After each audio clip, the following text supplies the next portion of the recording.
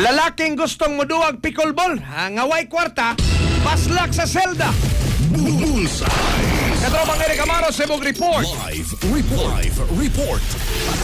Dayo ka budak nga katapang sa ni katropelo magkakataro pagipaslak ka karon no sa Seldas Mobile Police Station kini usa ka 29 anyos nga supposedly kwarta ni siya TTO employee pero nasikop man siya sa sikyo so sa mall dris may Cebu Business Park alas 7:15 kagabi human ingong nangawat siya pickleball paddle katapag dali katropelo pagkakigalan kining suspect nga dinakpan kalentor ni ang gana to a certain bit no taga barangay Basak Sinicula Cebu City na recover gikan sa suspect kini ebidensya nga usa ka set sa pickleball paddle nga ibalor og 5,180 5,180 din ginon sa buman nga disuding suspect sa kining maong tindahan o kining mga sports kining attire mga gamit niya matag pa iyang gikawat kining usa among item o niya human niya nakuha ni iyang gisud sa iyang itong nga bag niya dali ni sibat wa man lang ni magparamdam sa cashier no sa mausab nga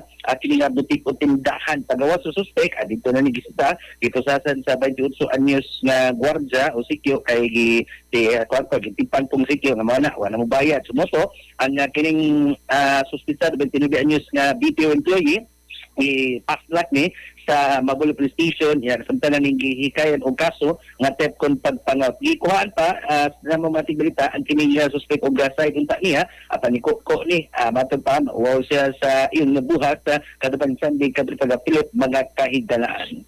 So far, man ito sikas Bobolo Plantation pagkakatulog pa basta kape na gani hisgutan at umaindol sa rin yung mga kilala. Kape nga while kape good for the heart, good for immune system, good for memory mga kilala. Kape nga tambal, ginamas kasi ganyan yung Student Incorporated. Santo Plus Kupmesh, muna ina aglaw-aglaw mga higala. Kay the more you drink aning atong kape, the healthier you are mga kilalaan. Alang sa Kiusang Pilipino, para sa Pilipinas. Inyong katropa, Eric Amaro, XFM. XFM report. Cellphone Plus Gold. Mapalit sa mga butika sa inyong lugar.